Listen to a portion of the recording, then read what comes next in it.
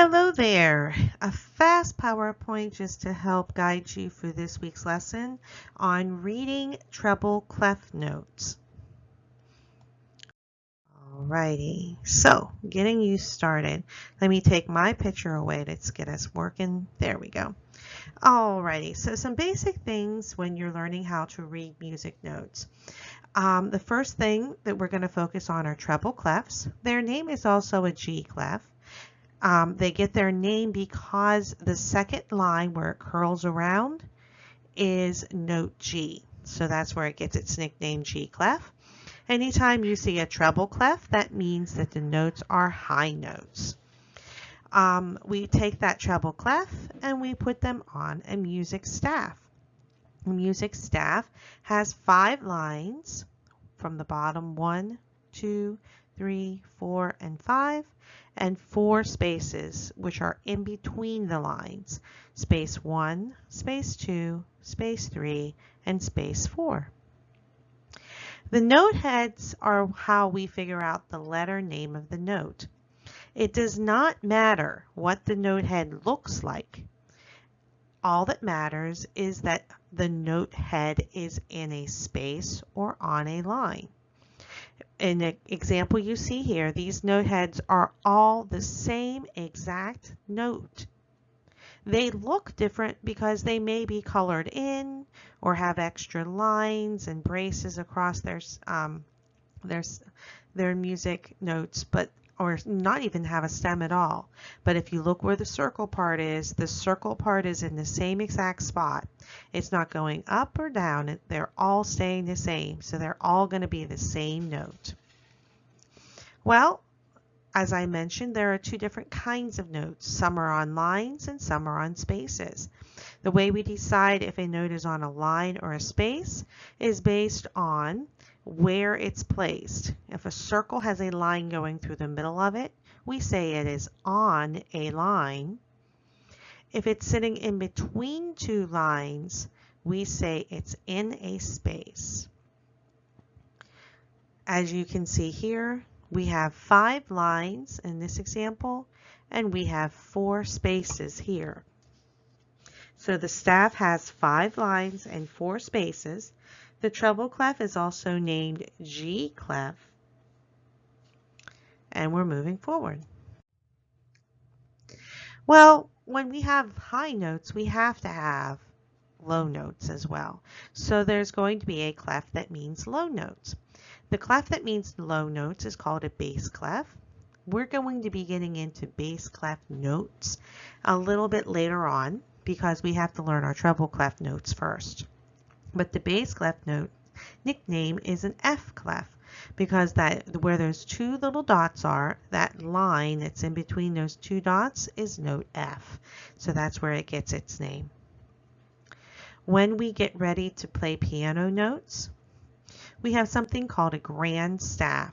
The grand staff is a staff that has the treble clef on it and a bass clef on it, and then they are tied together. There's like a little brace that holds them together, and they work together as a team.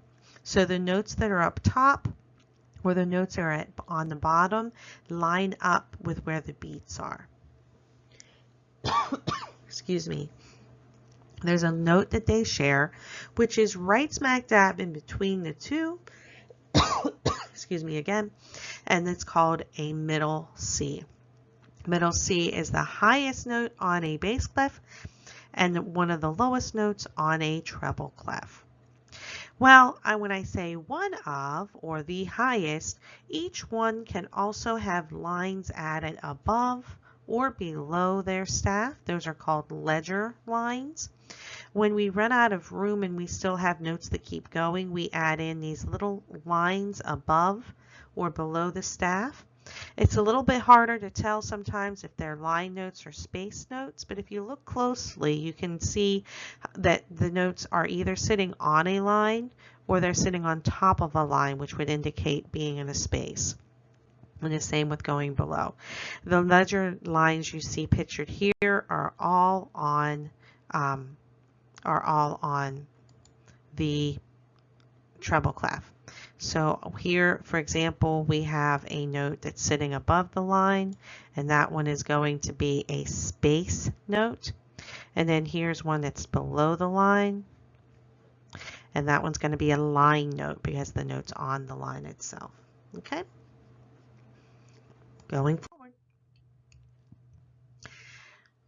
Unlike the regular alphabet that has 26 letters, we only need to know 7 letters for the music alphabet. A, B, C, D, E, F, and G. So if you can name the first 7 letters of the alphabet, you're good to go when it comes to music letters. Now there might be more notes than that, but those are the only letters that we need. What you'll see is as soon as we get at the end of G, it comes back to the beginning and it starts all over again at A. So notice this example at the top, there's a G right here. If we were to go forward and name the next note up, this one was a space note. The next one above here is going to be a line note. And that one's going to be note A. There you go, guys. And I believe that most of those notes are going to be on your study guide. You need a few more up there, but if you use really good smart deductive reasoning, you can probably figure out what those few are I didn't give you. There are line notes and space notes on the basic notes.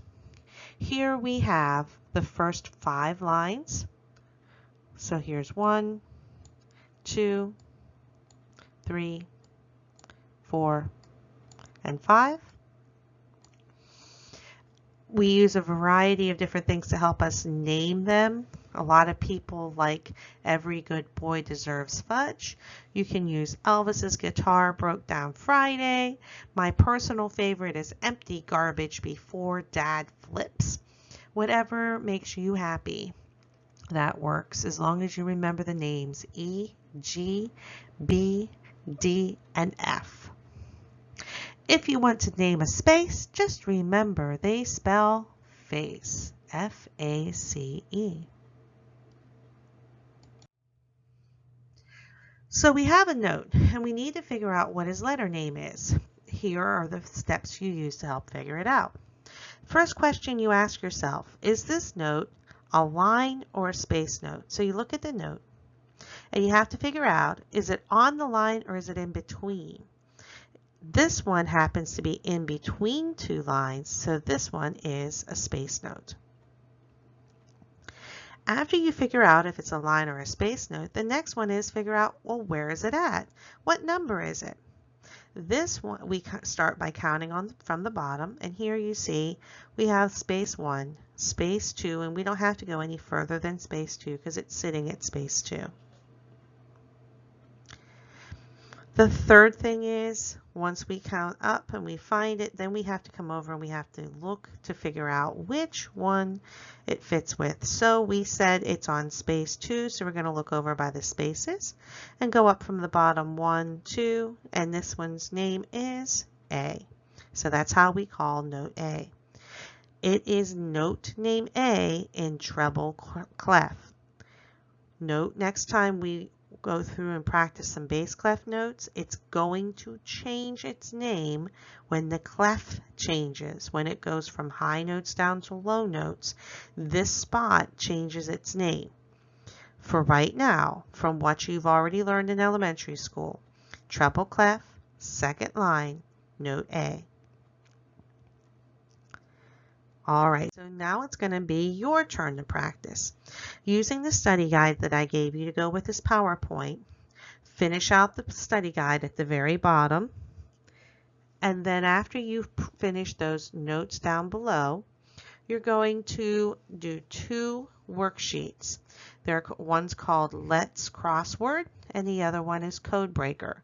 Both of them can be found in the Files section. And you can also click here. There's a click through, there's a control click, and that'll lead you right to those worksheets as well. For our activities for this week, your job is to fill in the study guide, the Let's Crossword, and the Code Breaker papers, all 3. Take pictures of all 3 of them and then send them to me. This is getting us ready to start our piano keyboard unit, and then we're going to move into our Chinese and Japanese music. So hopefully that will get you on your way. For those of you who already know how to read treble clef, fantastic. It should not take you long at all to do those few worksheets. As always, if you have any questions, please get in touch with me so I can help you. Have a fantastic day, guys. Enjoy and see you next time. Bye-bye.